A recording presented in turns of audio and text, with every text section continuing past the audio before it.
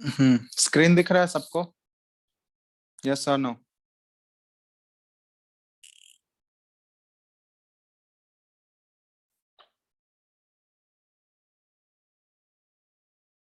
Screen दिख रहा है? यस सर, दिख रहा है। चलो ठीक है। लास्ट क्लास में हम लोग कहाँ तक डिस्कस किए थे रियल गैस में? रियल गैस का इक्वेशन बता दिए थे क्या? Yes sir. वंडर वाले इक्वेशन हो गया था, डिराइव कर दिए थे हम? नहीं सर, डिराइव नहीं हुआ। अच्छा चलो ठीक है। गैस स्टेट, तो हम ये बताए थे उसमें क्या था कि जो आइडियल गैस इक्वेशन है पीवी इक्वल टू एनआरटी, ठीक है? पीवी इक्वल टू एनआरटी ये आइडियल गैस इक्वेशन है। तो रियल गैस तो इस इक्वेशन को फॉलो नहीं कर रहा है। रियल गैस में हम लोग क्या करते हैं कि पी रियल गैस, और इसमें एक दो फैक्टर आता है ना, एक प्रेशर करेक्शन फैक्टर आता है और दूसरा वॉल्यूम करेक्शन फैक्टर। तो रियल गैस के प्रेशर में हमको एक डेल्टा पी का फैक्टर ऐड करना पड़ता है, तभी वो आइडियल गैस के प्रेशर के इक्वल होगा, ठीक है? तो ये तो हो गया डेल्टा पी, हो गया प्रेशर करेक्शन फैक्टर। और वॉल्यूम में हम लोगों को क्या करना पड़ता है, एक डेल्टा वी वाला फैक्टर सब्ट्रैक्ट करना पड़ता है ना, ये volume of the container minus delta we करेंगे, तभी तो ये फ्री वॉल्यूम एक्चुअली आता है ना। पीवी में जो वॉल्यूम होता है वो फ्री वॉल्यूम लिखना पड़ता है हमको। तो फ्री वॉल्यूम क्या हो जाएगा, वी माइनस डेल्टा वी, ठीक है? और डेल्टा वी ये हो गया वॉल्यूम करेक्शन फैक्टर, और ये किसके इक्वल होगा, एनआरटी के इक्वल। अब यहाँ पे हमको delta p and delta v pressure correction factor और delta v volume correction factor, इसका एक्सप्रेशन फाइंड आउट करना है। यहाँ तक हो गया था तुम लोगों का? ये तो हम डिस्कस कर लिए थे ना? यस और नो? Yes sir. अब यहाँ पे तुम लोग को ये भी बता चुके थे कि रियल गैस का जो प्रेशर होगा वो आइडियल गैस के प्रेशर से ज्यादा होता है। पी रियल, ये बताए थे? ज्यादा होगा या कम होगा रियल गैस का प्रेशर, ये बताओ तो। कम। कम होगा। तो यहाँ पे तुम लोग को रिलेशन बताए थे, पी रियल में एक डेल्टा पी हम लोग ऐड करेंगे तो वो किसके इक्वल हो जाएगा, पी आइडियल के बराबर। ये हम डिस्कस कर दिए थे, ऐसा क्यों हो रहा है बताए थे ना Yes, sir. रीजन? हाँ चलो, तो ये रीजन हो गया क्लियर। अब हम लोग यहाँ पे इसका एक्सप्रेशन निकालना चाह रहे हैं कि डेल्टा पी के जगह हम लोग क्या एक्सप्रेशन सब्स्टिट्यूट करेंगे और डेल्टा वी की जगह क्या सब्स्टिट्यूट करेंगे। तो एक्चुअली देखो, डेल्टा पी जो होता है, सबसे पहले हम लोग प्रेशर करेक्शन फैक्टर निकालते हैं। तो डेल्टा पी जो है ना, ये डिपेंड करता है दो फैक्टर पे। Delta P depends on two factors. कौन कौन सा दो फैक्टर होता है?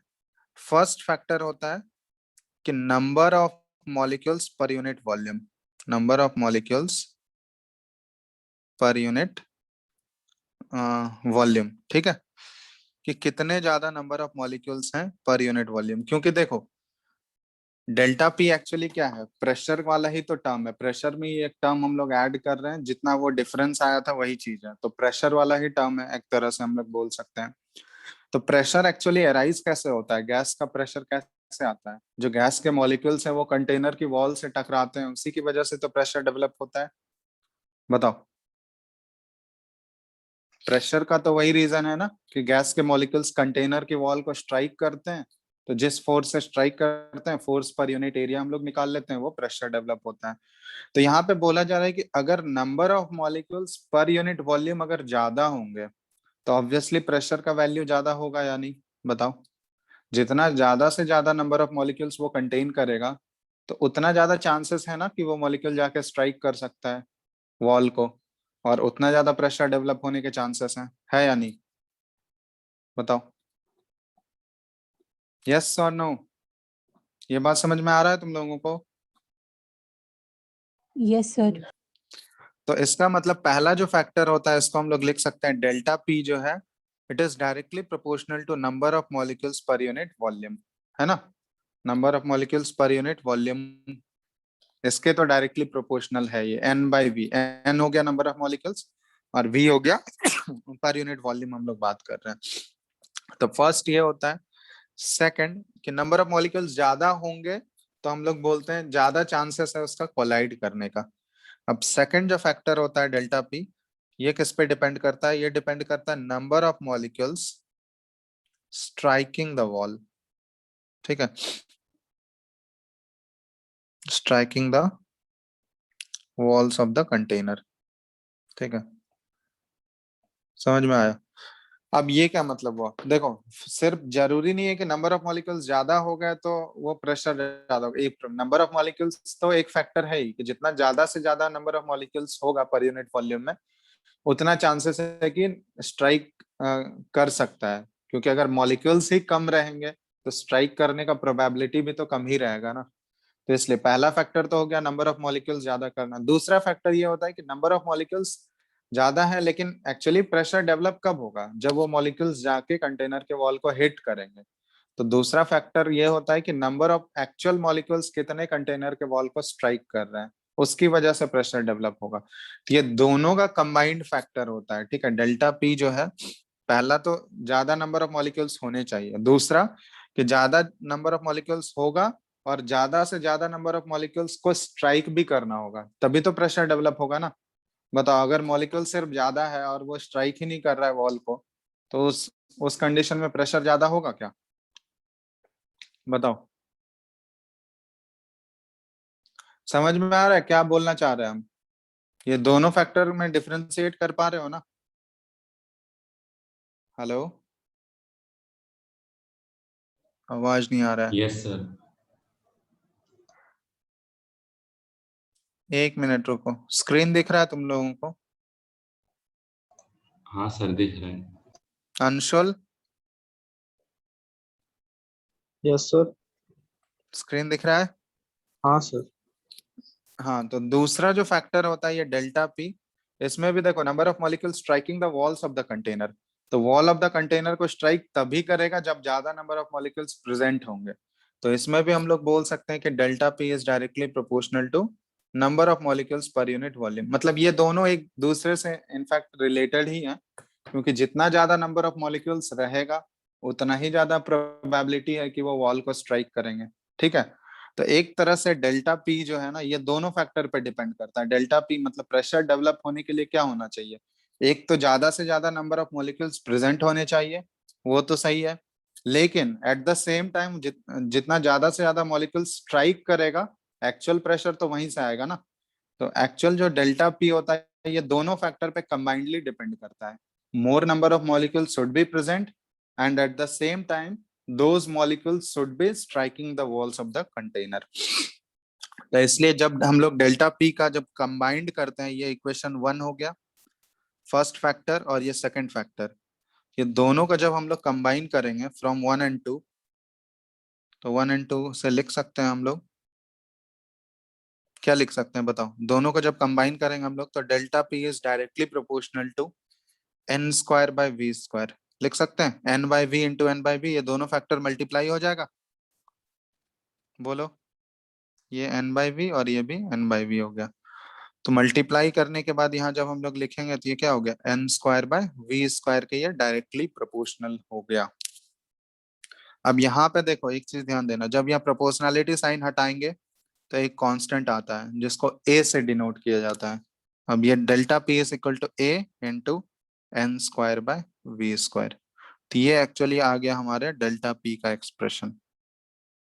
अब यहाँ ए क्या है? ये एक्चुअली ये इस तरह का थ्योरी कौन सजेस्ट किया था? वांडरवाल, जो कि रियल गैस के इक्वेशन को निकाला था। ठीक है, तो ए उसी के नेम पे रखा गया है। ए जो है ये वांडरवाल्स कांस्टेंट है। ठीक है, वांडरवाल्स कांस्टेंट। ठीक है, अब यहाँ पे ध्यान देना, ए जो है वो किसकी वजह से आ रहा है? ए और बी दो कांस्टेंट हम लोग पढ़ेंगे। ठीक है, उन दोनों कांस्टेंट का सिग्निफिकेंस पूछा जाता है कि वंडरवाल कांस्टेंट ए और बी का सिग्निफिकेंस क्या है। तो यहाँ पे ए जो है, सबसे पहले ए के बारे में हम लोग यहाँ पे ए इंट्रोड्यूस कर दिए हैं। तो ए का सिग्निफिकेंस तुम लोग बता सकते हो? ए जो वंडरवाल कांस्टेंट आ रहा है वो किसकी वजह से आ रहा है? कौन सा ऐसा फैक्टर है जिसकी वजह से ए डेवलप हो रहा है, ए आ रहा है? बता सकते हो? ए एक्चुअली प्रेशर करेक्शन फैक्टर से आ रहा है ना, ये बताना। ए किससे रिलेटेड है? डेल्टा पी से रिलेटेड है। अब डेल्टा पी एक्चुअली में एराइज कैसे हुआ है बताओ? Force of attraction. Force of attraction से। एक्चुअली डेल्टा पी जो डिफरेंशिएट कर रहा है रियल गैस और आइडियल गैस के प्रेशर को, तो वो डेल्टा पी एक्चुअली किस कंडीशन की वजह से डेवलप हुआ है? वो एजम्पशन हम लोग क्या करते हैं, रियल गैस में एक्चुअली गैस मॉलिक्यूल्स आपस में इंटरेक्ट करते हैं, इसीलिए जो प्रेशर होना चाहिए एक्चुअली जिस फोर्स से उसको स्ट्राइक करना चाहिए वो उस फोर्स से स्ट्राइक नहीं कर पा रहा है। तो एक्चुअली जो मेन कॉज है डेल्टा पी आने का वो तो मॉलिक्यूल्स के बीच का इंटरमॉलिक्यूलर फोर्स ऑफ अट्रैक्शन ही तो है। ये बताओ, अगर हम लोग मॉलिक्यूल्स के बीच का intermolecular force of attraction consider नहीं करते तो डेल्टा पी वाला फैक्टर आता क्या, बताओ? No sir. नहीं। तो एक्चुअली ए का सिग्निफिकेंस जो है ना, ए रिलेटेड है डेल्टा पी से, और डेल्टा पी एक्चुअली किसकी वजह से आ रहा है, वो मॉलिक्यूल के इंटरमॉलिक्यूलर फोर्स ऑफ अट्रैक्शन की वजह से। इसलिए ए का सिग्निफिकेंस पूछा जाता है तो ए का सिग्निफिकेंस हम लोग बोल सकते हैं कि ए जो है इज ए मेजर ऑफ, किस चीज का मेजर है ये बताओ, intermolecular Force of forces of attraction. Attraction. बात समझ में आ गया? ये बहुत ही इंपॉर्टेंट क्वेश्चन है, ए और बी का मतलब स्कूल एग्जाम्स में भी पूछा जाता है और इनफैक्ट जेई में भी एक दो बार पूछा गया है। ठीक है तुमको, तो यहाँ पे डायरेक्टली हम लोग देख सकते हैं ना कि डेल्टा पी जो है ये डायरेक्टली प्रोपोर्शनल टू ए है, मतलब ए के तो डायरेक्ट रिलेशन में ही है, तो ए का वैल्यू जितना ज्यादा हुआ डेल्टा पी का वैल्यू उतना ज्यादा, तो हम लोग रिलेट कर सकते हैं ना कि जितना ज्यादा इंटरमॉलिक्यूलर फोर्स ऑफ अट्रैक्शन होगा मॉलिक्यूल्स के बीच का उतना ही ज्यादा चांसेस है कि डेल्टा पी का वैल्यू क्या हो, वो उतना ज्यादा हो। तो हम लोग बोल सकते हैं कि ए का सिग्निफिकेंस क्या है, is a measure of intermolecular force of attraction in A gas. ठीक है, तो ये हो गया ए का सिग्निफिकेंस। तो सबसे पहले हम लोग डेल्टा पी का एक्सप्रेशन निकाले, उसी तरह डेल्टा वी के लिए हम लोग फाइंड आउट करेंगे। ये पहले लिख लो तुम लोग इतना, ए का वैल्यू जो है ये डिपेंड करेगा इंटरमॉलिक्यूलर फोर्स ऑफ अट्रैक्शन पे। ठीक है, जितना ज्यादा इंटरमॉलिक्यूलर फोर्स ऑफ अट्रैक्शन होगा उसका ए का वैल्यू उतना ज्यादा होगा और उसके लिए डेल्टा पी उतना ज्यादा होगा। ठीक है, तो measure of intermolecular force of attraction. अब देखो ए का जैसे बहुत जगह यूनिट भी पूछा जाता है, तो ए का यूनिट हम लोग क्या लिख सकते हैं बताओ तो? यहाँ पे देखो इसी एक्सप्रेशन से, ये जो एक्सप्रेशन आया है हमारा, इसी से तुम ए का यूनिट निकाल सकते हो। निकालो तो ए का यूनिट क्या होगा? ए का यूनिट देखो एक्चुअली डेल्टा पी है, delta P into V square होगा और डिवाइडेड बाय एन स्क्वायर है। तो एन यहाँ पे देखो ये नंबर ऑफ मोल्स से हम लोग रिलेट कर सकते हैं, एक्चुअली नंबर ऑफ मॉलिक्यूल्स है, तो जितना ज्यादा से ज्यादा नंबर ऑफ मॉलिक्यूल्स होगा तो उतना ज्यादा मोल्स प्रेजेंट होगा उसका। तो एक्चुअली ए का यूनिट हम लोग लिख सकते हैं, ये डेल्टा पी है तो डेल्टा पी तो प्रेशर का ही टर्म है तो उसका यूनिट तो एटीएम होगा। ठीक है, और v है, v का स्क्वायर है तो v के स्क्वायर से वो मल्टीप्लाई होगा, तो ये मान लेते हैं उसका यूनिट लीटर, वॉल्यूम का यूनिट, तो एटीएम लीटर स्क्वायर और डिवाइडेड बाय एन स्क्वायर, तो एन को मोल से रिलेट कर रहे हैं तो ये मोल का स्क्वायर, तो ये ए का यूनिट हो गया। समझ रहे हो ना ये कैसे निकाले हम लोग? हेलो, ये समझ में आया कैसे ए का यूनिट आया है? Yes sir. ये वाले एक्सप्रेशन से, अभी जो एक्सप्रेशन लिखे हैं ना ये वाला, इससे ही हम लोग किए हैं। ए का फॉर्मूला अगर यहाँ पुट करोगे तो ये क्या आएगा, delta P into V square by N square, तो जो भी वहाँ टर्म्स है उन सबका यूनिट ही लिख दिया हम, बस और कुछ नहीं किया हम। तो ये ए का यूनिट हो गया। और ए अगर तुमको डिटरमाइन करना है, मतलब ए कंपेयर करने के लिए पूछा जाता है, जैसे कि एक क्वेश्चन है यहाँ पे, जैसे तुमसे पूछा जाएगा कि तीन, यहाँ पे चार गैसेस दिए गए हैं तुमको, ठीक है? पहला गैस है हीलियम, दूसरा गैस है नियॉन, तीसरा गैस है आर्गन और चौथा गैस है क्रिप्टन। ठीक है, ये चार गैस है। अब इसमें तुमसे पूछा गया है तुमको ऑर्डर लिखना है ए का, order of a, arrange them in the order of a, increasing order of a, increasing order of a के वैल्यू में इनको अरेंज करना है। बताओ तो, कर सकते हो?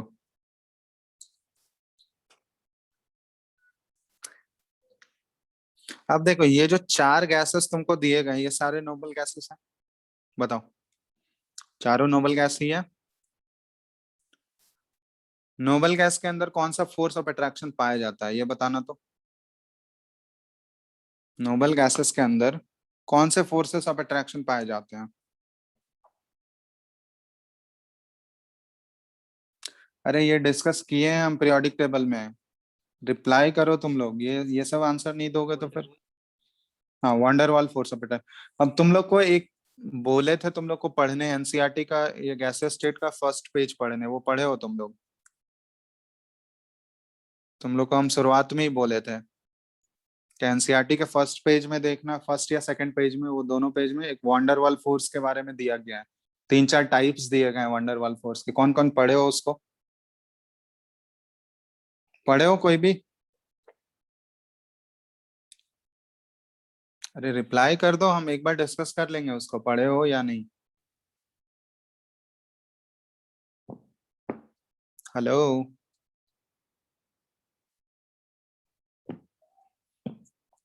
हेलो,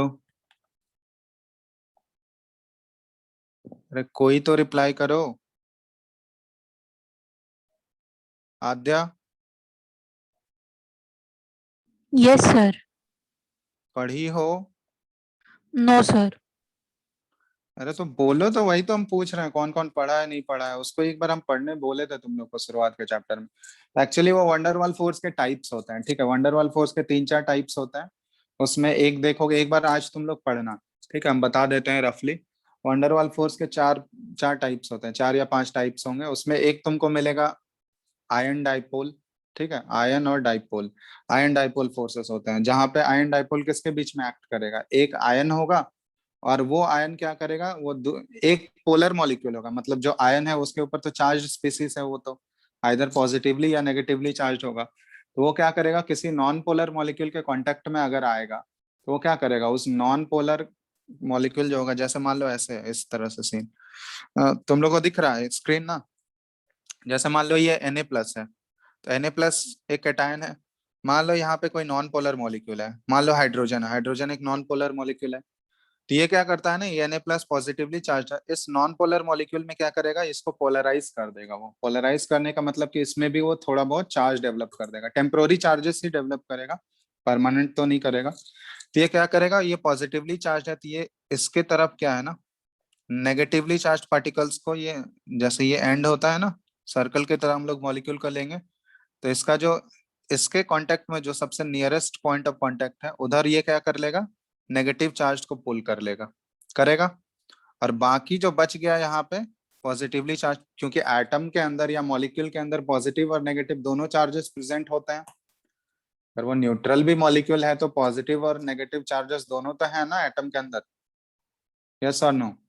भले ही दोनों का नंबर इक्वल रहता है, लेकिन पॉजिटिव चार्ज पार्टिकल्स तो एटम के अंदर पाए जाते हैं या नहीं, ये बताओ। Yes, sir. तो ये क्या करता है, जैसे Na+ है तो ये पॉजिटिवली चार्ज पार्टिकल है, ठीक है, आयन है ये क्या करेगा, नेगेटिवली चार्ज पार्टिकल को अपनी तरफ ये खींच लेगा मॉलिक्यूल का, और बाकी जो पॉजिटिव चार्ज है वो दूसरे एंड पे चला जाएगा। तो इस नॉन पोलर मॉलिक्यूल के ऊपर भी कि ये क्या कर दिया ना, एक तरह से चार्ज डेवलप कर दिया, ठीक है। उसको टेम्पोररी पोलराइजेशन ही बोलते हैं, परमानेंट चार्जेस तो नहीं आया। जैसे ये Na+ को हटा दोगे वहां से तो फिर वापस वो फिर न्यूट्रल हो जाएगा, ठीक है। तो इसके कांटेक्ट में ये क्या हो गया, एक चार्जेस, पार्शियल चार्जेस का क्रिएशन हो गया इसके ऊपर। तो इसको हम लोग बोलते हैं ना डाइपोल बोलते हैं, ठीक है, इसको बोला जाता है डाइपोल। टेम्पोररी चार्जेस का जो क्रिएशन होता है वो किसी कांटेक्ट में, तो उसको डाइपोल बोलते हैं, ठीक है। तो यहाँ पे ये एक्चुअली ये किस टाइप का फोर्स है, एक आयन है और दूसरा क्या है, डाइपोल। तो इस टाइप के फोर्सेस को बोलते हैं हम लोग आयन डाइपोल फोर्सेस। ये भी एक वंडरवाल टाइप का ही फोर्स है, ठीक है। वंडरवाल फोर्स के बहुत सारे टाइप्स होते हैं, ये आयन डाइपोल हो गया। इसी तरह देखोगे दूसरा होता है dipole dipole, dipole dipole forces. तो डाइपोल डाइपोल का मतलब क्या हुआ कि दोनों डाइपोल होंगे। अब दोनों डाइपोल होने के लिए क्या होना चाहिए,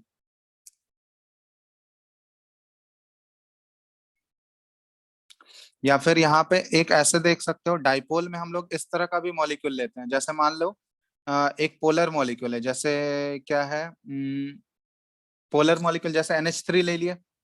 NH3 तो पढ़े हो तुम लोग, पोलर मॉलिक्यूल है या नहीं, NH3 पोलर मॉलिक्यूल होगा या नहीं बताओ। सर पोलर नॉन पोलर पढ़े कहाँ है? पोलर नॉन पोलर नहीं पढ़े हो अभी तक? अच्छा, ये तो पढ़े हो कोवेलेंट बॉन्ड जो होते हैं वो 2 टाइप्स के होते हैं, एक पोलर होता है दूसरा नॉन पोलर होता है।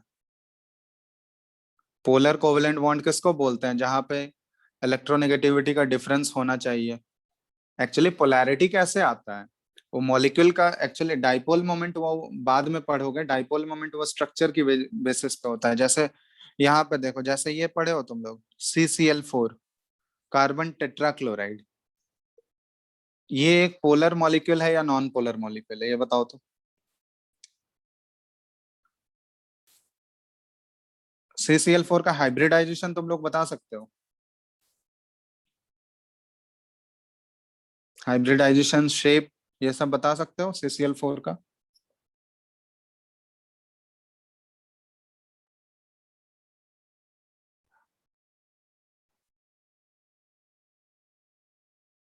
कोई रेस्पॉन्स नहीं आ रहा है। Yes, sir. हाइब्रिड तो बताओ, CCl4 का हाइब्रिडाइजेशन क्या है? Sir, sp3. sp3। शेप क्या होगा?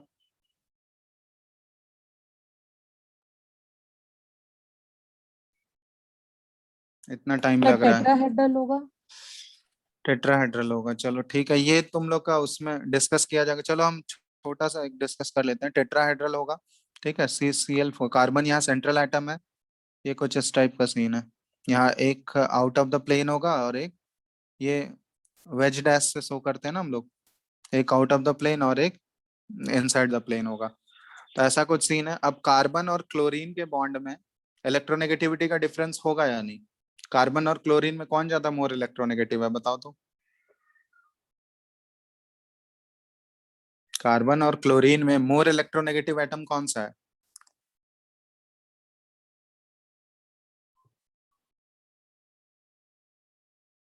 रिप्लाई नहीं दोगे तो फिर कैसे डिस्कस करेंगे भाई, बताओ। कार्बन और क्लोरीन में, ये सब बेसिक क्वेश्चन पूछ रहे हैं। कार्बन और क्लोरीन में कौन मोर इलेक्ट्रोनेगेटिव है? Sir, chlorine. क्लोरीन। तो ये बॉन्ड जो है ना, ये एक्चुअली क्लोरीन की तरफ ये शिफ्ट होता है, ठीक है। मतलब इलेक्ट्रॉन का शिफ्टिंग हम लोग यहाँ पे शो कर रहे हैं, ये क्लोरीन की तरफ शिफ्ट होता है। ये डाइपोल मोमेंट एक्चुअली है। इसी तरह ये एक क्लोरीन बॉन्ड है कार्बन क्लोरीन का, ये भी क्लोरीन की तरफ शिफ्ट होगा, ये भी क्लोरीन की तरफ और ये भी क्लोरीन की तरफ। अब यहाँ देखो, इस बॉन्ड में तो पोलैरिटी है, लेकिन जब मॉलिक्यूल का एज ए होल हम बात करते हैं तो डाइपोल मोमेंट एक एक्चुअली वेक्टर क्वांटिटी है। तो वेक्टर क्वांटिटी है तो हम लोग ओवरऑल इसका नेट डाइपोल मोमेंट निकालते हैं। इस मॉलिक्यूल में नेट डाइपोल मोमेंट है या नहीं। तो ये तीनों अगर तुम डायरेक्शन देखोगे, ये तीनों डाइपोल का डायरेक्शन किसकी तरफ है? इन तीनों का अगर रिजल्टेंट लोगे तो ये बिल्कुल नीचे की तरफ आएगा। इन तीनों का जब कंबाइन करेंगे, रिजल्टेंट लेंगे हम, तो ये नीचे की तरफ आएगा। और ऊपर की तरफ ये एक बॉन्ड लग रहा है, तो ऊपर नीचे ये क्या है, सेम टाइप के एटम्स प्रेजेंट है ना, तो इनके डाइपोल्स क्या हो जाते हैं, सेम क्वांटिटी होगा, मैग्नीट्यूड अपोजिट डायरेक्शन में सेम है। मतलब एक ऊपर के डायरेक्शन में जितना मैग्नीट्यूड लग रहा होगा इस डाइपोल का, अपोजिट डायरेक्शन में भी ये तीनों का मिला के सेम रहेगा। तो यहाँ पे डाइपोल जो हो जाता है वो कैंसिल आउट हो जाता है, तो म्यू नेट इक्वल टू 0 हो जाता है। यहीं पे अगर हम लोग म्यू नेट, मतलब ये एक्चुअल में डाइपोल मोमेंट है पूरा, ओवरऑल डाइपोल मोमेंट ये एक्चुअल में 0 हो गया। तो ये पूरा molecule as a whole non polar हो गया।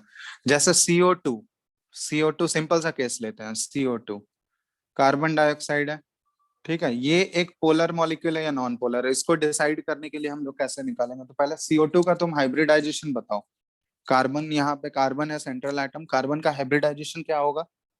sp. sp। शेप क्या होगा? लीनियर। ये तो Linear. पढ़े हो तुम लोग, ठीक है। इधर डबल बॉन्ड O और डबल बॉन्ड O।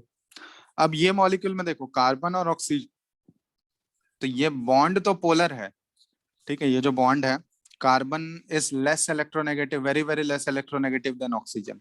तो ये जो बॉन्ड है, ये इलेक्ट्रॉन का शिफ्टिंग किसकी तरफ जाएगा? ऑक्सीजन की तरफ जाएगा, ठीक है। तो ये इलेक्ट्रॉन इधर शिफ्ट हो गया, इस बॉन्ड में इलेक्ट्रॉन इधर शिफ्ट हो गया। उसी तरह से ये वाले बॉन्ड में इलेक्ट्रॉन इधर शिफ्ट होगा। तो अब दोनों साइड अगर similar type of atom present है, तो इसका जो मैग्नीट्यूड होगा, ये जो डाइपोल मोमेंट है और ये जो डाइपोल मोमेंट है, सेम मैग्नीट्यूड का है, क्योंकि एटम दोनों साइड सेम है, ठीक है। तो अगर एटम सेम है तो उसका मैग्नीट्यूड सेम होगा, और दो डाइपोल मोमेंट अगर सेम मैग्नीट्यूड के अपोजिट डायरेक्शन में एक्ट करेंगे तो उसका जो म्यू नेट होगा ये क्या होगा? 0 होगा या नहीं, बताओ।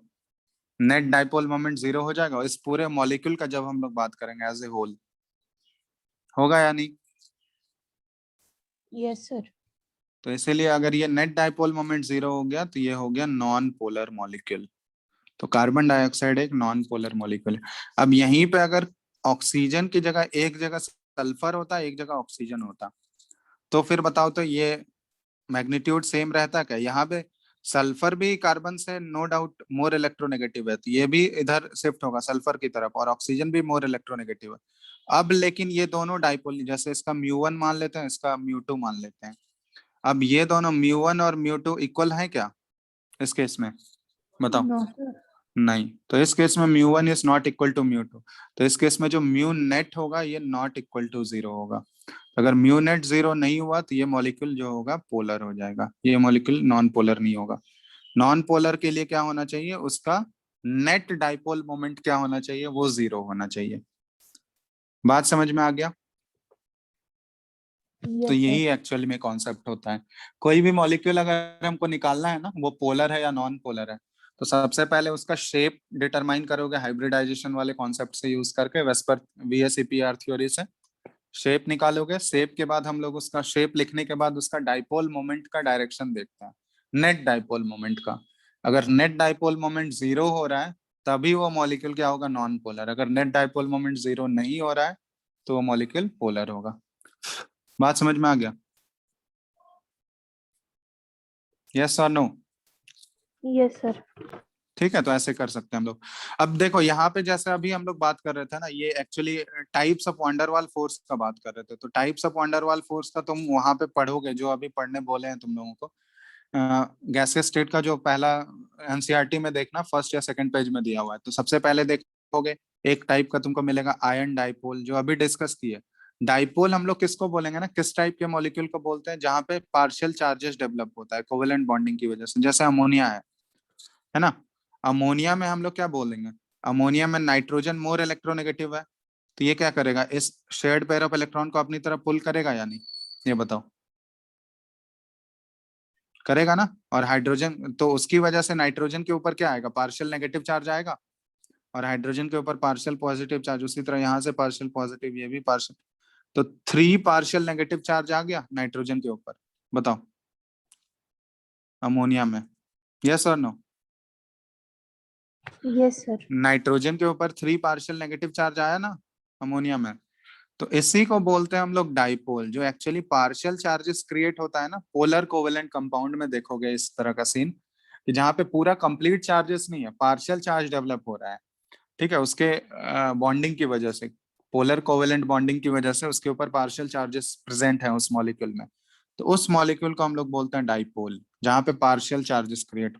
तो आयन डाइपोल मतलब किसी एक डाइपोल के कांटेक्ट में, जैसे Na+ है, तो Na+ क्या करेगा? इस N के ऊपर जो नेगेटिव चार्ज है इसको ये अट्रैक्ट करेगा। तो इस टाइप के फोर्स को हम लोग बोलते हैं आयन डाइपोल। दूसरा देखोगे एक मिलेगा तुमको डाइपोल डाइपोल फोर्सेस। ठीक है, तो वहां पे 2 डाइपोल एक्ट करेंगे। जैसे मान लो एक NH3 हो गया, दूसरा NH3। तो नाइट्रोजन के ऊपर NH3 में क्या है? नेगेटिव चार्ज है। उसी तरह हाइड्रोजन के ऊपर NH3 में क्या है? Positive charge. तो दूसरे वाले मॉलिक्यूल का हाइड्रोजन जो है वो पहले वाले मॉलिक्यूल के नाइट्रोजन को अट्रैक्ट करेगा। ठीक है, तो इस तरह से अपोजिट चार्जेस के बीच में जो बॉन्ड डेवलप होगा या जो फोर्स ऑफ अट्रैक्शन डेवलप होगा उसको हम लोग डाइपोल डाइपोल बोलते हैं। ठीक है, तो आयन डाइपोल हो गया, डाइपोल डाइपोल हो गया। एक होता है डाइपोल इंड्यूस्ड डाइपोल। ठीक है, डाइपोल इंड्यूस्ड डाइपोल क्या करेगा कि एक डाइपोल है, ठीक है, वो क्या करेगा? दूसरे वाले मॉलिक्यूल में, नॉन पोलर मॉलिक्यूल, जैसे हम लोग बात कर रहे थे, जैसे पहले वाला केस लिए थे, Na+ जो है ये एक्चुअली हाइड्रोजन है। हाइड्रोजन मॉलिक्यूल ये नॉन पोलर मॉलिक्यूल है ना, ये डाइपोल नहीं है, नॉन पोलर है, इसके ऊपर कोई चार्ज नहीं है अभी। लेकिन ये आयन के प्रेजेंस में क्या हो रहा है? इसके अंदर चार्ज क्या हो रहा है? इंड्यूस हो रहा है या नहीं? बताओ।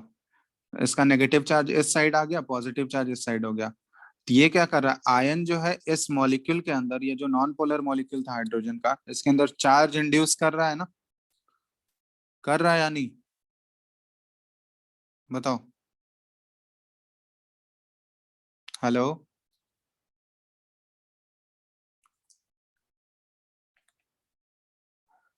आवाज नहीं आ रहा है तुम लोगों को? लक्ष्य, यस सर। तो इस टाइप के फोर्सेस को हम लोग बोलते हैं, यहाँ पे जो अट्रैक्शन हो रहा है ना, ये आयन के प्रेजेंस में इसमें क्या हो रहा है, चार्ज इंड्यूस हो रहा है, तो इसको हम लोग ion induced dipole, ion induced बोलते हैं। ठीक है, एक होता है dipole induced forces. Dipole induced मतलब यहाँ पे आयन इंड्यूस कर रहा है, वहां पे क्या करेगा, डाइपोल इंड्यूस करेगा। डाइपोल जैसे मान लो ये NH3 एक डाइपोल है, जहाँ पे पार्शियल चार्जेस पहले से प्रेजेंट है, 3N3 माइनस, ये H प्लस, H के ऊपर प्लस है, और ये हाइड्रोजन। ठीक है, ये भी नॉन पोलर मॉलिक्यूल है। तो ये नेगेटिव चार्ज क्या करेगा, ये पॉजिटिव चार्जेस को इसका अपने तरफ खींच लेगा और नेगेटिव चार्जेस इससे दूर चला जाएगा। तो यहाँ पे ये क्या है, डाइपोल इंड्यूस्ड है। और ये वाला जो केस हम लोग देखे थे, ये आयन इंड्यूस्ड है। ठीक है, तो इस तरह से बहुत सारे different types of van der Waals forces होते हैं। ठीक है, तो इस सब में से देखोगे टाइप्स ऑफ वंडरवाल फोर्सेस वहां पे पढ़े ना तुम लोग, उससे ज्यादा क्लियर हो जाएगा। तो ये 3-4 टाइप रफली हम बता दिए। एक हाइड्रोजन बॉन्डिंग भी होता है, हाइड्रोजन बॉन्डिंग को भी हम लोग डिस्कस करेंगे लास्ट में। तो हाइड्रोजन बॉन्डिंग वो डिस्कस करना है। हाइड्रोजन बॉन्डिंग भी एक तरह से वंडरवाल फोर्स ही है, लेकिन वो उसका स्पेशल टाइप है, क्योंकि ये सारे जो वंडरवाल फोर्सेस अभी पढ़े ना हम लोग, ion dipole, dipole dipole, ion induced forces, फिर डाइपोल इंड्यूस्ड फोर्सेस, ये सारे जो होते हैं बहुत ही वीक होते हैं, वंडरवाल फोर्सेस हैं, बहुत ही वीक है।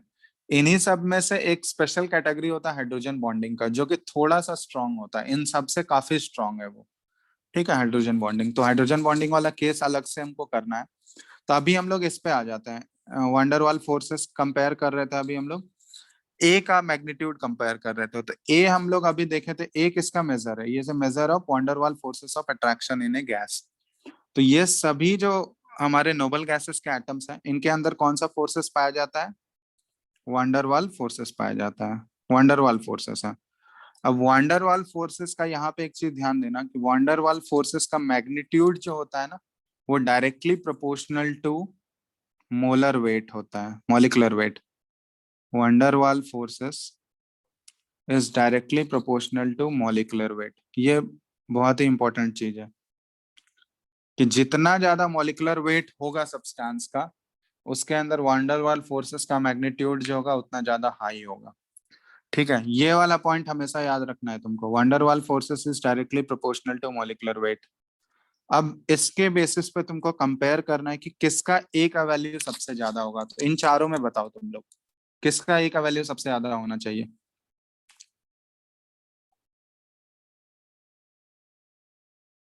ये जो 4 गैसेस दिए गए तुमको, हीलियम, नियॉन, आर्गन और क्रिप्टन, कौन से गैस का क्रिप्टन।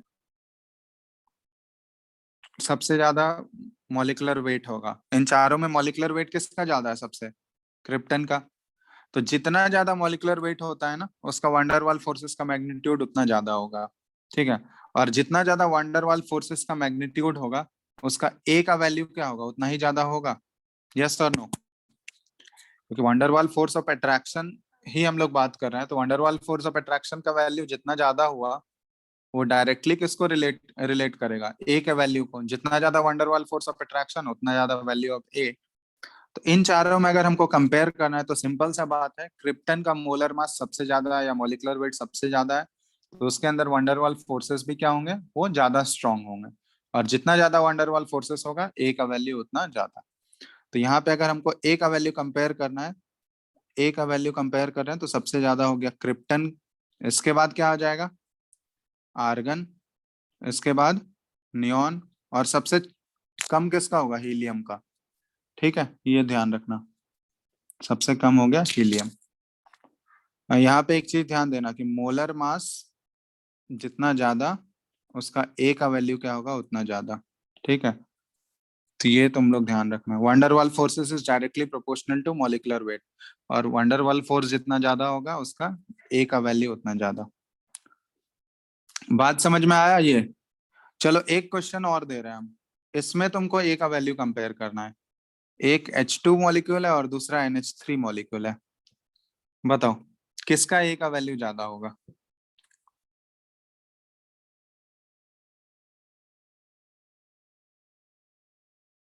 सिंपल सा लॉजिक है, हाइड्रोजन गैस है और अमोनिया गैस है, ए का वैल्यू किस में ज्यादा होगा, अमोनिया या हाइड्रोजन, NH3 में। क्यों। Molecular weight. मॉलिक्यूलर वेट ज्यादा है। मॉलिकुलर वेट नहीं, यहाँ पे देखो एक्चुअली क्या है, हम लोग फोर्स ऑफ अट्रैक्शन से बात कर रहे हैं ना। ये तो मॉलिकुलर वेट हम लोग कब देखेंगे, जब सेम टाइप के फोर्सेस लग रहे होंगे। यहाँ पे तो फोर्सेस ही अलग अलग लग रहे हैं। अमोनिया एक एक्चुअली पोलर मॉलिक्यूल है, अमोनिया गैस पोलर है ना। और हाइड्रोजन जो क्या है, एक नॉन पोलर गैस है, नॉन पोलर मॉलिक्यूल है या नहीं। Yes sir.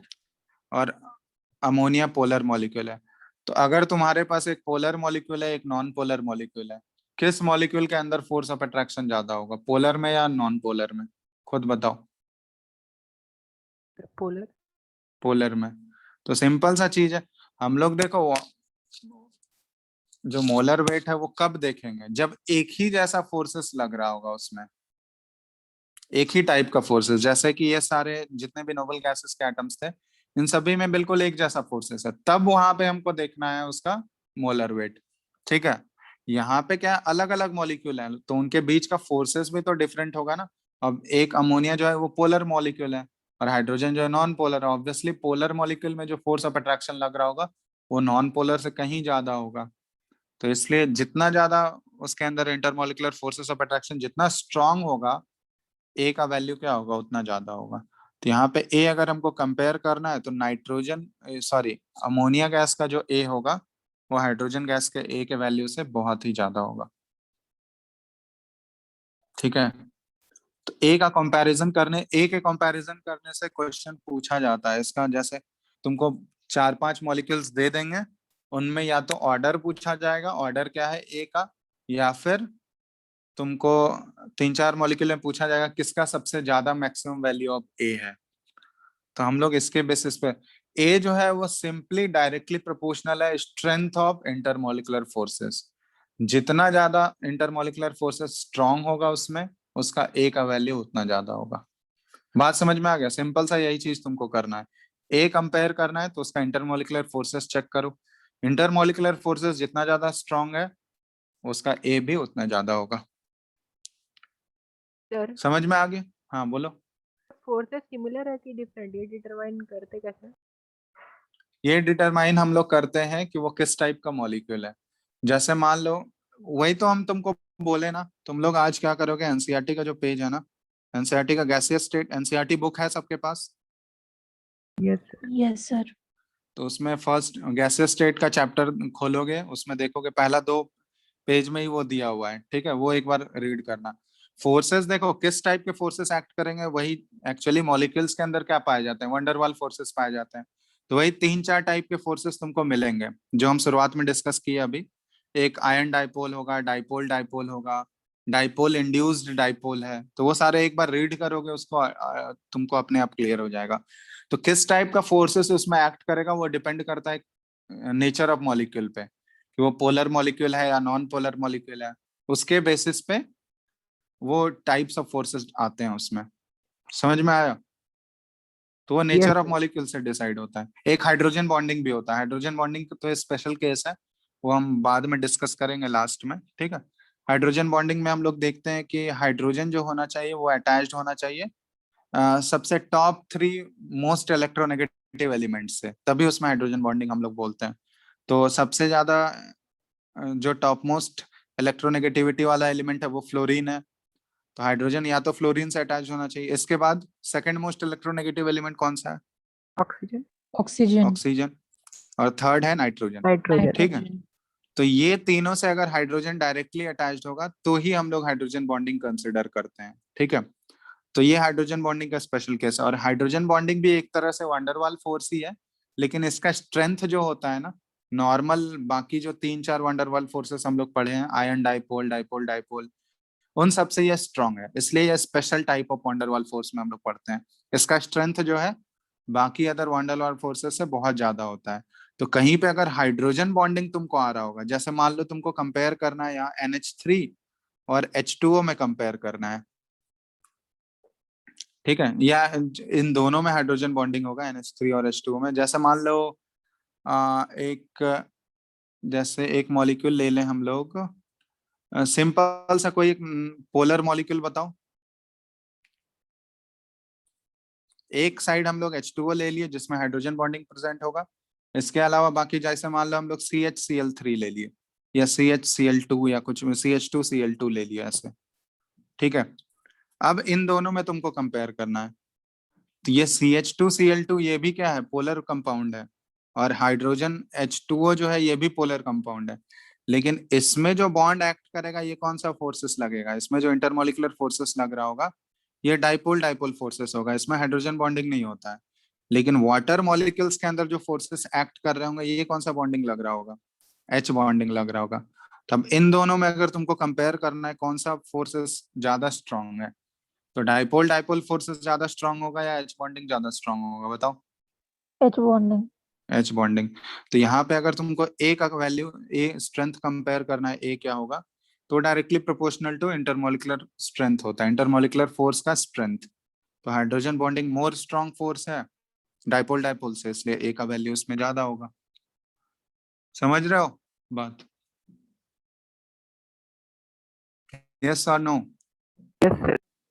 ठीक है, तो ये हाइड्रोजन बॉन्डिंग का कॉन्सेप्ट हम डिस्कस करेंगे, ठीक है, इसको रहने देना अभी। सर हाँ बोलो। सर कोई भी मॉलिक्यूल पोलर है या नॉन पोलर है वो कैसे डिसाइड करेंगे? अभी तो वो डिस्कस किए यार, पोलर नॉन पोलर डिसाइड करने के लिए हम लोग क्या करते हैं, डाइपोल मोमेंट निकालते हैं ना, ओवरऑल डाइपोल मोमेंट मॉलिक्यूल का, रिजल्टेंट डाइपोल म्यू नेट जो निकाल रहे थे, बताया या नहीं ये चीज अभी? ये एक्चुअली तुम लोग केमिकल बॉन्डिंग में ही तो बताया जाता है, तुम लोग को अभी तक नहीं डिस्कस किया गया है। No sir sir. अभी तक वहाँ पहुंचे नहीं है। पहुंचे नहीं है, ये तो हाइब्रिडाइजेशन शेप के बाद ही तो बताया जाता है। तो अभी तक शेप ही तक हुआ है। अच्छा ठीक है, तो वहां पे सर डिस्कस करेंगे, डाइपोल मोमेंट वाला टॉपिक आएगा ना, तो वहां पे बताया जाएगा कैसे हम लोग रिजल्टेंट डाइपोल निकालते हैं। ठीक है, जैसे अभी रफली ऐसा ही होता है ना, जैसे ये अभी CO2 और OCS का हम लोग डिस्कशन जैसे किए किए ना, इसमें नेट डाइपोल उसका शेप लिखोगे पहले, शेप कैसा होता है, उसके बाद देखेंगे हम लोग कि net dipole moment cancel out हो रहा है या नहीं। अगर सेम टाइप के मॉलिक्यूल होंगे, अपोजिट डायरेक्शन में प्रेजेंट होंगे, तो वहां पे तो म्यू नेट 0 हो जाएगा, उसके बाद वो मॉलिक्यूल क्या हो गया, नॉन पोलर हो गया। अगर म्यू नेट 0 हो गया तभी वो मॉलिक्यूल नॉन पोलर होगा, म्यू नेट अगर 0 नहीं है तो फिर वो मॉलिक्यूल क्या होगा, पोलर होगा, जैसे ये वाला। समझ में आ गया बात? तो एक्चुअली कोई भी मॉलिक्यूल पोलर है या नॉन पोलर है, वो एक्चुअली हम लोग उसके रिजल्टेंट डाइपोल मोमेंट के वैल्यू से निकालते हैं। अगर resultant dipole moment mu net is equal to 0, then the molecule will be non-polar, and if mu net is not equal to 0, then the molecule will be polar। ठीक है, तो simple सा यही लॉजिक यूज करना है। तो वहां पे जब डाइपोल मोमेंट का कॉन्सेप्ट डिस्कस होगा तो वहां पे बताया जाएगा। अभी फिलहाल के लिए तुम लोग वंडरवॉल फोर्सेस के बारे में पढ़ने के लिए एक बार ये वाला पेज पढ़ के रखना, वहां पे क्लियर हो जाएगा तुम लोगों को, ठीक है। इतना बात समझ में आ गया? यस और नो बताओ। अभी हम लोग आते हैं वंडरवॉल इक्वेशन निकालने के लिए रियल गैस का। ये देखो डेल्टा पी का एक्सप्रेशन क्या आया बताओ, अब फिर से एक डेल्टा पी का एक्सप्रेशन क्या आया था हमारा, डेल्टा पी किसके इक्वल आया था बताओ जल्दी से, A into n square by v square। a into N square by V square. तो डेल्टा पी का तो वैल्यू हमारा आ गया। दूसरा जो करेक्शन फैक्टर था, ये first correction factor, second correction factor कौन सा था हमारा, volume correction factor delta we, ठीक है, volume correction factor delta we. अब इसका हमको मैग्नीट्यूड निकालना है डेल्टा वी। तो एक्चुअली ये देखो आता कैसे है डेल्टा वी, ठीक है, हम लोग क्या करेंगे, volume occupied by gas molecules को इसमें सब्ट्रैक्ट कर देंगे, ठीक है। तो एक्चुअली डेल्टा वी जो है ना, इसको देखो कैसे निकालते हैं। तो एक्चुअली सेंटर ऑफ मास का कॉन्सेप्ट यूज होता है, जैसे ये भी देखा गया है, प्रैक्टिकली ही आया है। जैसे मान लो एक गैस मॉलिक्यूल है, तो एक गैस मॉलिक्यूल जो है, ये हम लोग बड़ा करके दिखा रहे हैं इसको, ठीक है। तो एक गैस मॉलिक्यूल का कितना वॉल्यूम हम लोग एक्सक्लूड करेंगे, मतलब एक गैस मॉलिक्यूल की वजह से कितना टोटल वॉल्यूम जो है वो एक्सक्लूड करेंगे, मतलब कितना उस माइनस करना पड़ेगा एक गैस मॉलिक्यूल की वजह से।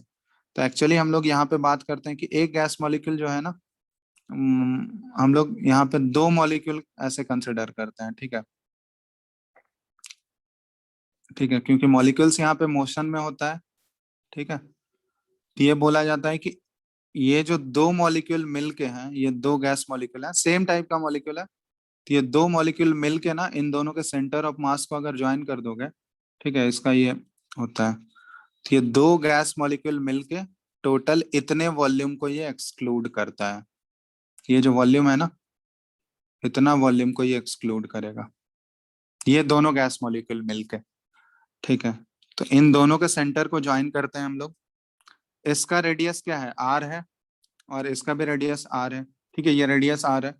तो दो गैस मॉलिक्यूल मिलके, ये दोनों गैस मॉलिक्यूल जो है इसका सेंटर ऑफ मास से ये डिराइव होता है। इसका सेंटर ऑफ मास पे हम लोग क्या करेंगे, एक बड़ा सा सर्कल ऐसे बनाएंगे, ठीक है। तो ये दो गैस मॉलिक्यूल जो है ना, ये इतना वॉल्यूम जो है इसकी वजह से ये एक्सक्लूड होगा, मतलब इतना वॉल्यूम हमको सब्ट्रैक्ट करना होगा दो गैस मॉलिक्यूल की वजह से। तो अब ये एक्सक्लूडेड वॉल्यूम हम लोग निकाल सकते हैं, ये दोनों गैस मॉलिक्यूल की वजह से कितना वॉल्यूम एक्सक्लूड हो रहा है, इसका वॉल्यूम वैल्यू हम लोग निकाल सकते हैं क्या, बताओ तो। एक्सक्लूडेड वॉल्यूम क्या हो जाएगा, इसका वॉल्यूम हम लोग कैसे निकालेंगे, स्फीयर ही है ना एक तरह से, ये गैस मॉलिक्यूल्स जो होते हैं वो स्पेरिकल ही होते हैं। ये कैसे आता है, 4/3 इंटू पाई आर क्यूब। अब यहाँ पे इसका रेडियस क्या लोगे तुम लोग बताओ तो, ये जो बड़ा सा एक सर्कल हम बनाए हैं सर उसका 2R। Radius 2r 2r। तो ये दो गैस मॉलिक्यूल मिलके इतने वॉल्यूम को ये एक्सक्लूड करेंगे। तो 4/3 इंटू 2r का होल क्यूब। तो देखो ये क्या आ गया, 2 का क्यूब करोगे 8 आ जाएगा, तो यहाँ पे 8 इंटू, चलो मल्टीप्लाई कर देते हैं, ये 4/3 और ये पाई आर क्यूब, ठीक है, पाई आर क्यूब। तो ये दो गैस मॉलिक्यूल इतने वॉल्यूम को एक्सक्लूड किया है। तो हम लोग यहाँ पे कर सकते हैं ऐसे, एक्सक्लूडेड वॉल्यूम पर मॉलिक्यूल कितना आ जाएगा बताओ तो, पर मॉलिक्यूल। ये एक्चुअली क्या था, excluded volume by two molecules ना, दो मॉलिक्यूल मिलके उतना एक्सक्लूड कर रहा था। तो पर मॉलिक्यूल मतलब एक के लिए अगर हमको निकालना है तो बाई टू कर देंगे इसमें हम लोग, तो क्या आ जाएगा, 4 इंटू 4/3 पाई आर क्यूब हो जाएगा। यस और नो, बताओ बताओ जल्दी, एक यस मॉलिक्यूल सर। के लिए यही हो जाएगा। अब एक्चुअली हम लोग एक मोल के लिए निकालते हैं excluded volume for 1 mole gas. एक मोल गैस के लिए एक्सक्लूडेड वॉल्यूम कितना हो जाएगा बताओ, 1 मोल गैस मॉलिक्यूल्स क्या हो जाएगा। ये जो एक मॉलिक्यूल की वजह से है इसको हम लोग किससे मल्टीप्लाई कर देंगे, Na से। एवोगैड्रो नंबर से। तो Na into 4/3 pi R cube, ये क्या हो गया, excluded volume for 1 mole gas molecule. अगर एक मोल गैस मॉलिक्यूल होगा तो इतना वॉल्यूम को एक्सक्लूड करता है। तो यही चीज हम लोग अगर n मोल्स के लिए अप्लाई कर दें, फॉर n मोल्स गैस, तो n मोल्स गैस मॉलिक्यूल के लिए एक्सक्लूडेड वॉल्यूम कितना आ जाएगा बताओ दो। एक्सक्लूडेड वॉल्यूम जो कि डेल्टा वी हम लोग लिख रहे हैं, ये n मोल्स के लिए क्या आ जाएगा। n into Na into 4 into 4/3 हाँ, पाई आर क्यूब। तो यहाँ पे ध्यान देना, ये जो 1 मोल का है ना, एक्सक्लूडेड वॉल्यूम फॉर 1 मोल, इसको हम लोग ये पूरा यहाँ पे सारा वैल्यू क्या है, ये कांस्टेंट है, Na भी कांस्टेंट है, 4 भी कांस्टेंट है, 4/3 भी कांस्टेंट है, पाई भी कांस्टेंट है, आर क्यूब भी कांस्टेंट, आर भी कांस्टेंट है, यहाँ पे सारा वैल्यू कांस्टेंट ही तो है। यस और नो, बताओ जल्दी, ये सारा वैल्यू यहाँ पे कांस्टेंट है ना, तो इसको यस। हम लोग रिप्लेस कर देते हैं कांस्टेंट बी से, जिसको बोला जाता है दूसरा वाला कांस्टेंट, वंडरवाल का ये सेकंड कांस्टेंट है, वंडरवाल्स कांस्टेंट, दूसरा वाला कांस्टेंट आ गया बी। तो ये जो excluded volume 1 mole of the gas का जो एक्सक्लूडेड वॉल्यूम है वो सिंपली रिप्लेस हो गया किसी कांस्टेंट बी से। अब यहाँ पे जब हम लोग n मोल्स के लिए एक्सक्लूडेड वॉल्यूम निकाल रहे हैं, तो n मोल्स के लिए एक्सक्लूडेड वॉल्यूम क्या आ जाएगा, n इंटू बी हो जाएगा। यस और नो, समझ में आ रहा है बात।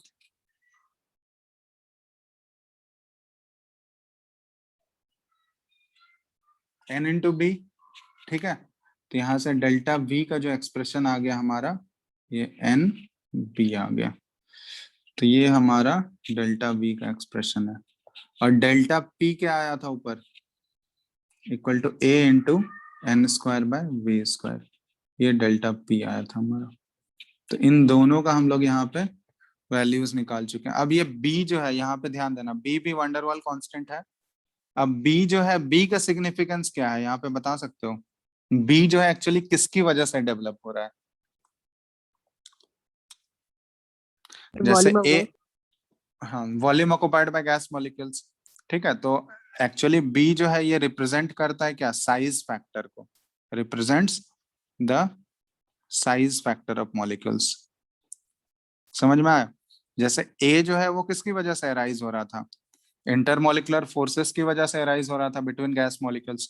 उसी तरह बी जो है, वंडरवाल कांस्टेंट बी, वो किसकी वजह से अराइज हो रहा है?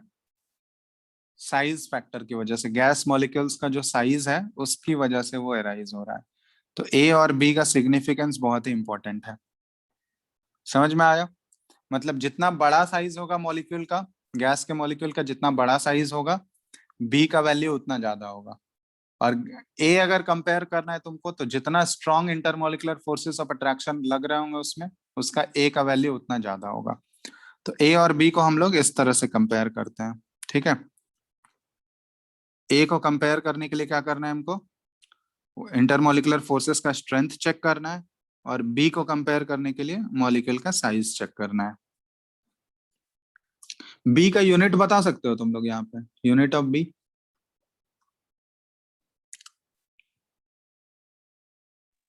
Hello? Litre per mole. Litre per मोल, क्योंकि बी एक्चुअली क्या है? Delta V is equal to N into B. तो बी करोगे तो डेल्टा वी बाय एन हो जाएगा ना। और डेल्टा वी तो वॉल्यूम का यूनिट है, वॉल्यूम लीटर हो गया, और एन से डिवाइड कर रहे हैं तो पर मोल हो गया, तो लीटर पर मोल हो गया यूनिट ऑफ बी। और ए का यूनिट तो हम लोग ऑलरेडी निकाल ही चुके हैं ऊपर। ठीक है, तो ये दो फैक्टर आते हैं, एक होता है हमारा साइज फैक्टर, और दूसरा होता है बी जो आता है ये साइज फैक्टर की वजह से आता है, और ए जो आता है वो इंटरमोलिकुलर फोर्सेस ऑफ स्ट्रेंथ की वजह से आ रहा है। अब इन दोनों का हम वहां पे सब्सटीट्यूट कर रहे हैं। जो एक्सप्रेशन था हमारा P प्लस डेल्टा P, याद है या नहीं? अभी ऊपर जो लिखे थे हम, P प्लस डेल्टा P और into V minus delta V equal to nRT। अब इसमें डेल्टा P और डेल्टा V का वैल्यू हम सब्सटीट्यूट कर रहे हैं।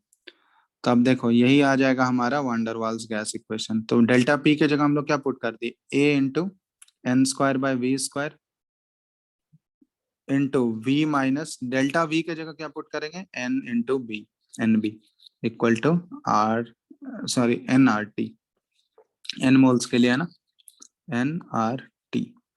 तो यही जो इक्वेशन है हमारा, ये इक्वेशन याद रखना है। इसी इक्वेशन को बोला जाता है van der Waals gas equation for real gas. ये डेरिवेशन हुआ हमारा वंडरवाल्स गैस इक्वेशन का रियल गैस के लिए। समझ में आया? इसी में देखो, इसी इक्वेशन से एक्चुअली हमारा आइडियल गैस वाला भी केस आया है। एक्चुअल में यही इक्वेशन है रियल गैस का। अब इसमें अगर तुम a इक्वल टू 0 पुट कर दो और b इक्वल टू 0 पुट कर दो, a और b अगर तुम कंसिडर नहीं करोगे, मतलब इंटरमोलिकुलर फोर्सेस 0 पुट कर दो और साइज फैक्टर मॉलिक्यूल का 0 पुट कर दो, देखो तुम्हारा pv इक्वल टू nRT आ जाएगा या नहीं? देख लो तुम लोग, खुद ही देख लो करके। ये दोनों अगर एजम्पशन कंसिडर करोगे तुम, a इक्वल टू 0 और b इक्वल टू 0, तो यही दो एजम्पशन क्या है? ये दोनों एजम्पशन कंसिडर करने के बाद जब इसके वैल्यूज पुट करोगे तो आइडियल गैस इक्वेशन में कन्वर्ट हो जाएगा या नहीं? Yes sir. तो एक्चुअली जो आइडियल गैस वाला केस है ना, वो एक स्पेशल केस है। ठीक है, वो डिराइव कहाँ से हुआ है? रियल गैस वाले इक्वेशन से ही वो डिराइव हुआ है। समझ रहे हो बात? मतलब रियल गैस वाले इक्वेशन का एक स्पेशल केस ही है आइडियल गैस। ठीक है, यही दो एजम्पशंस तो लेते हैं ना हम लोग आइडियल गैस में। a इक्वल टू 0 मतलब क्या हुआ कि गैस मॉलिक्यूल्स के बीच का इंटरमोलिकुलर फोर्सेस 0 हो जाएगा, और b इक्वल टू 0 मतलब क्या हो गया कि गैस मॉलिक्यूल्स का जो साइज है वो 0 हो गया। तो यही दो चीज तो हम लोग एज्यूम करते हैं आइडियल गैस में, बताओ। यही यस दो सर। एजम्पशन, ठीक है। तो ये दो एजम्पशन अगर तुम ले लोगे, ए और बी जीरो पुट कर दोगे, तो वो आइडियल गैस इक्वेशन में कन्वर्ट हो जाएगा, पीवी इक्वल टू एनआरटी। अब इसको देखो अलग अलग फॉर्म में भी रिप्रेजेंट किया जाता है। जैसे देखो इसको हम लोग लिख सकते हैं, एक तरीका और भी है, P प्लस ए बाय, देखो तो यहाँ पे हम लोग इसको पुट कर सकते हैं ऐसे, V बाय एन का होल स्क्वायर, वो वाले इक्वेशन को इस फॉर्म में लिख सकते हैं हम, यस और नो, बताओ। समझ में आ रहा है क्या किए हैं, देख लो। Yes sir. और यहाँ पे हम लोग क्या कर दिए, V by N minus B,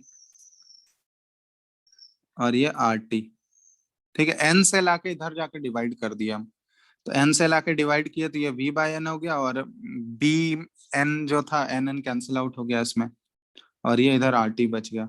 और P plus A by V by N का होल स्क्वायर इसमें सब्सटीट्यूट कर दिए।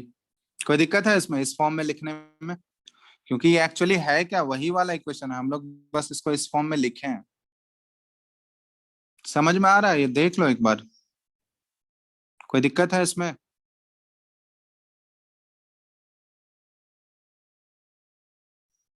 अब यहाँ पे तुम लोग को बताए थे V बाय एन को हम लोग किससे रिप्लेस कर सकते हैं, V बाय एन मोलर को वॉल्यूम। Vm से, मोलर वॉल्यूम से रिप्लेस कर सकते हैं, ठीक है। तो ये देखो इक्वेशन थोड़ा सा मॉडिफाई हो जाएगा। अब ये इक्वेशन क्या आ जाएगा, P plus A bye Vm का होल स्क्वायर, ठीक है, और इनटू इधर क्या हो जाएगा, Vm माइनस बी, और इक्वल टू आर टी। ये भी हमारा रियल गैस का इक्वेशन है, ये मोलर वॉल्यूम के टर्म में है, वहां पे ये ओरिजिनल इक्वेशन है हमारा। समझ में आया? ये दोनों फॉर्म में तुमको लिखा हुआ मिल सकता है, मोलर वॉल्यूम के टर्म में भी मिल सकता है, और वो ओरिजिनल फॉर्म में भी मिल सकता है, नॉर्मल वॉल्यूम के टर्म में भी मिल सकता है। तो दोनों में कंफ्यूज मत होना, दोनों सेम ही चीज है। कोई दिक्कत?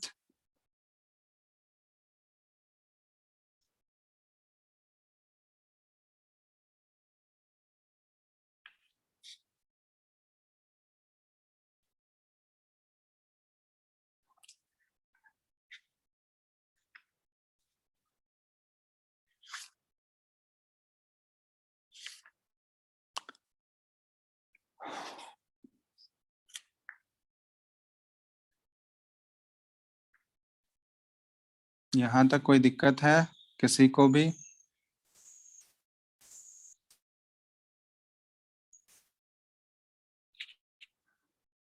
No sir. No sir.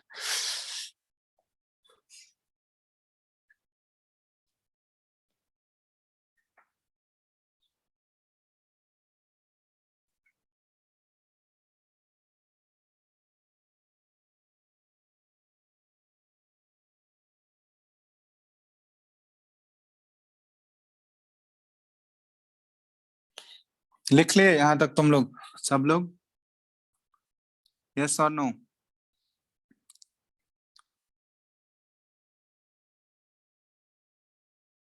Sir हाँ बोलो। वो बता सकते हैं इनिशियली हम लोग पहले 2 मॉलिक्यूल का ऑक्युपाइड वॉल्यूम क्यों निकाले? इनिशियली 2 मॉलिक्यूल का ऑक्युपाइड वॉल्यूम। हाँ, तो दो के लिए ही करके करेंगे ना। एक्चुअली हम लोग डायरेक्टली कैसे एन मोल्स का हम लोग कैसे निकाल सकते हैं, हम लोग एक्चुअली करते हैं कि दो मॉलिक्यूल मिलके कितना वॉल्यूम ऑक्युपाई कर रहे हैं, मतलब दो मॉलिक्यूल के लिए कितना वॉल्यूम एक्सक्लूड करना होगा, और उसी चीज को हम लोग पूरा मल्टीप्लाई कर दिए, किससे, एन मोल्स के लिए मल्टीप्लाई कर दिए। क्योंकि एक्चुअल में हमको क्या निकालना है कि एन मोल्स का टोटल वॉल्यूम कितना होना चाहिए, तो हम लोग एन मोल्स के लिए डायरेक्टली टोटल वॉल्यूम वैसे कैलकुलेट नहीं कर सकते ना। तो हम लोग इनिशियली किए कि दो मॉलिक्यूल के लिए कितना एक्सक्लूड करना पड़ेगा, उसको हम लोग क्या कर दिए, तो हर एक दो मॉलिक्यूल के लिए तो उतना ही करना पड़ेगा ना, क्योंकि मॉलिक्यूल तो एक जैसा ही है, रेडियस तो सबका बराबर ही होगा, यस और नो? Yes sir. तो हम लोग दो के लिए निकाल दिए, क्योंकि सबका रेडियस तो सेम ही है ना, उसी चीज को अप्लाई कर दिया हम लोग एन से मल्टीप्लाई कर। सर एक पहले के 1 लिए मोल वॉल्यूम एक्सक्लूडेड निकालना पॉसिबल नहीं था। एक के लिए मतलब एक के लिए कैसे निकालेंगे? एक्चुअली हम लोग यहाँ पे सेंटर ऑफ मास का कॉन्सेप्ट यूज करके निकालते हैं। तो सेंटर ऑफ मास का कॉन्सेप्ट यूज करेंगे तो दो मॉलिक्यूल का हम लोग एक्चुअली सेंटर ऑफ मास निकालते हैं। तो उन दोनों मॉलिक्यूल्स की वजह से जो है ये रोटेट कर रहा है ना, मॉलिक्यूल्स कांस्टेंट रहता तब तो हम लोग निकाल सकते थे। समझ रहे हो बात? ऐसा थोड़ी है कि गैस मॉलिक्यूल जो है वो स्थिर रहता है। वो स्थिर रहता है क्या? No sir. वो तो कॉन्स्टेंटली मूव करते जा रहा है ना। तो कॉन्स्टेंटली मूव कर अगर स्थिर रहता तब तो फिर क्या दिक्कत था? उसका जो वॉल्यूम होता वैसे ही हम लोग उसी को सब्ट्रैक्ट कर देते सिंपली। बात समझ रहे हो? Yes sir. अगर वो कांस्टेंट रहता मॉलिक्यूल तो उसका रेडियस हमको पता रहता 4/3 इंटू पाई आर क्यूब, उसी के रेडियस को मल्टीप्लाई करके सब्ट्रैक्ट कर देते हम लोग सिंपली। लेकिन यहाँ पे मॉलिक्यूल कांस्टेंट नहीं है ना, मॉलिक्यूल तो कंटिन्यूअसली मूव कर रहा है। तो मूव कर रहा है इसलिए हम लोग दो मॉलिक्यूल का एक्चुअली मूव करते हुए वो हम लोग निकालें कि दो मॉलिक्यूल अगर पॉइंट ऑफ कांटेक्ट में है, वो मूव कर रहे हैं, तो वो दोनों मॉलिक्यूल मिलके कितना वो स्पेस ऑक्युपाई करेगा। ठीक है, इसलिए ये कॉन्सेप्ट यूज किया गया। अगर वो कांस्टेंट रहता तब तो फिर हम लोग सिंगल मॉलिक्यूल के लिए करके कर देते। समझ रहे हो? Yes sir. तो इसलिए ये कॉन्सेप्ट यूज किया गया, दो के लिए निकाले हैं फिर उसको हम लोग अप्लाई किए हैं टोटल पे। ठीक है, तो अब ये यहाँ तक हम लोग रियल गैस इक्वेशन तो हम लोग समझ ही गए। अब इसमें एक क्लास और लगेगा, इस वीक में है क्या तुम लोग का और क्लास? देखो तो संडे से पहले तुम लोग का है क्लास एक भी?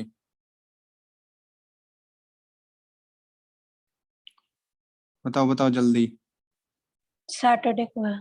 सैटरडे को? हाँ, तो एक क्लास और मेरे को चाहिए, ये चैप्टर फिर खत्म हो जाएगा।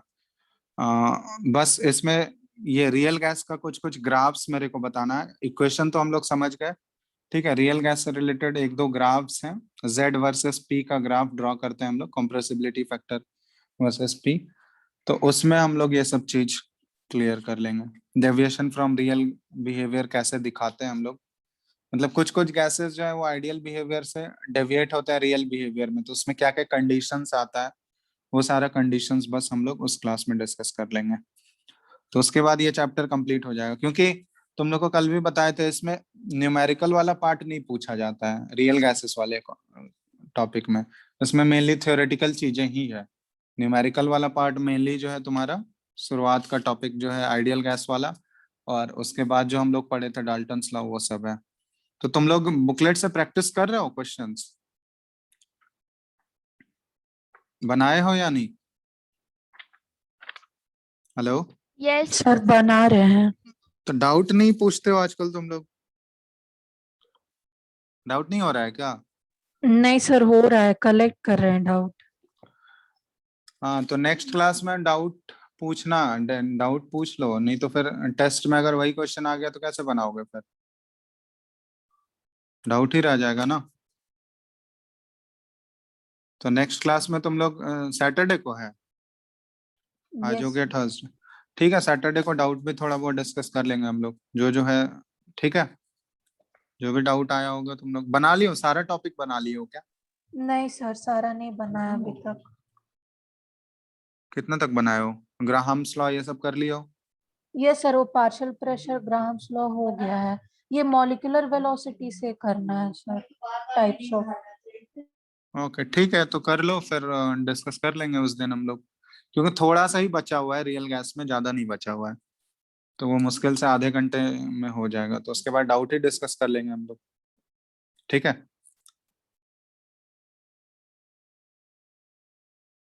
लेकिन तुम लोग वो एनसीईआरटी वाला जो पढ़ने बोले वो एक बार पढ़ो, क्योंकि उसी के बेसिस पे हम लोग इंटरमॉलिकुलर फोर्सेस कंपेयर करते हैं। ठीक है, तो वो पता होना चाहिए। तो एक बार इंटरमॉलिकुलर सर फोर्सेस। हाँ बोलो। सर, H2O कैसे एक बार पोलर है, बता सकते हैं? H2O पोलर नहीं होगा। H2O के शेप की वजह से, H2O का शेप कैसा होता है बताओ? बेंट शेप होता है ना H2O का। Yes sir. यहाँ पे एक लोन पेयर है, ये लोन पेयर है, ऐसे ही रहता है। Yes sir. तो यहाँ पे जब डाइपोल मोमेंट दिखाओगे तो लोन पेयर की वजह से डाइपोल मोमेंट हम लोग अपवर्ड, ये दोनों लोन पेयर का मान लेते हैं ये अपवर्ड है ना। और ऑक्सीजन और हाइड्रोजन का जब हम लोग कंसिडर करेंगे तो ऑक्सीजन और हाइड्रोजन में कौन ज्यादा मोर इलेक्ट्रोनेगेटिव है?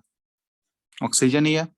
Yes sir. तो ये वाला बॉन्ड का किधर जाएगा? ऑक्सीजन की तरफ ही जाएगा, ये भी बॉन्ड ऑक्सीजन की तरफ ही जाएगा। तो इन दोनों का जो रिजल्टेंट डाइपोल आएगा, ये रिजल्टेंट डाइपोल ऊपर की डायरेक्शन में ही जाएगा? ये बताओ। इन दोनों का Yes. जब रिजल्टेंट निकालोगे तो वो ऊपर की डायरेक्शन में ही होगा ना। और ये दोनों का रिजल्टेंट मान लेते हैं कुछ U1 आ गया, और ये दोनों लोन पेयर की वजह से जो डाइपोल था ये मान लेते हैं कुछ U2 है। तो नेट डाइपोल मोमेंट क्या हो गया? Mu net is equal to U1 plus U2। ये दोनों तो ऐड हो गया ना। Yes sir. ये दोनों ऐड होगा तो यहाँ पे म्यू नेट 0 थोड़ी है, नॉट इक्वल टू 0 है ना। तो ये मॉलिक्यूल क्या हो जाएगा? पोलर। समझ रहे हो? लोन पेयर के वजह से ऊपर ले लिया जाता है। हाँ, लोन पेयर की वजह से हम लोग, लोन पेयर ऊपर ही ऐसा डिफ्यूज फॉर्म में होगा ना। मतलब एक्चुअली ये डाइपोल क्या शो करता है? डायरेक्शन ऑफ इलेक्ट्रॉन, कि इलेक्ट्रॉन किस डायरेक्शन में जा रहा है या किस डायरेक्शन में प्रेजेंट है। समझ रहे हो? डाइपोल का डायरेक्शन वही शो कर रहा है कि इलेक्ट्रॉन जो है वो किस डायरेक्शन में प्रेजेंट है। तो ऑक्सीजन का लोन पेयर जो होगा वो तो ऊपर ही के डायरेक्शन में ही प्रेजेंट होगा ना, वो दोनों लोन पेयर यस सर। उसके ऊपर ही तो लाई करेगा। तो वही हम लोग ऊपर ही कंसिडर किए हैं उसको। ठीक है। यस और नो? Yes sir. चलो और कुछ? तो एक्चुअली पोलर है या नॉन पोलर है वो उसके डाइपोल मोमेंट से ही आता है। ठीक है, वही सिंपल सा चीज तुमको अप्लाई करना है। म्यू नेट अगर 0 है तो non polar, mu net not equal to 0 है तो पोलर। ठीक है, और कुछ नहीं है इसमें। ये पोलर हो गया, म्यू नेट इक्वल टू 0 है तो नॉन पोलर। समझ में आया बात? Yes sir. चलो, और कुछ है पूछना का? और कुछ पूछना है किसी को?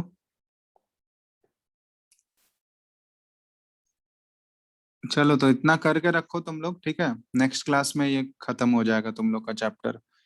उसके बाद देखते हैं उसके बाद क्या है। तुम लोग अपने स्कूल का टॉपिक सब कंप्लीट कर लिए हो क्या? No school sir. तो वो सब तो स्कूल में पढ़ ही रहे होगा ना। हाँ सर, 10th स्कूल में कर रहे हैं।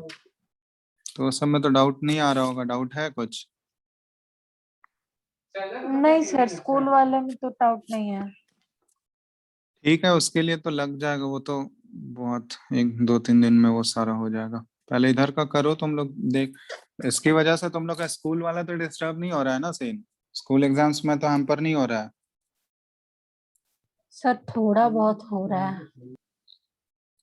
तो थोड़ा बहुत हो रहा है, देखो दोनों का बैलेंस करके चलो तुम लोग। ठीक है, ऐसा नहीं है कि किसी में पर्टिकुलर पूरा टाइम डिवोट करना है, क्योंकि इसमें तो तुमको आगे भी टाइम है ना अभी। तो ऐसा नहीं है कि स्कूल में बहुत ज्यादा लॉस हो जाए इसकी वजह से, फिर उसमें भी तुमको दिक्कत ही होगा ना बाद में। ठीक है, इसलिए स्कूल का तो करना जरूरी है, क्योंकि बेसिक्स तो वहीं से आएगा। वो छूट जाएगा तो फिर तो आगे, मतलब समझ रहे हो, जैसे रटने वाला सीन हो जाएगा, तुम्हारा बेसिक ही क्लियर नहीं रहेगा। तो इसलिए दोनों को बैलेंस करके चलो। ऐसा नहीं है किसी में ज्यादा टाइम दे दे रहे हैं तो दूसरा हैम्पर हो जा रहा है, वैसा नहीं होना चाहिए। ठीक है, तो दोनों को बैलेंस करो, ऐसा टाइम निकालो। अभी तो टाइम मिल जा रहा होगा काफी, बाद में स्कूल खुलेगा तो फिर दिक्कत होगा। जब तक ऐसे है तब तक करो मैनेज। ठीक है, चलो फिर आगे नेक्स्ट क्लास में करते हैं हम लोग।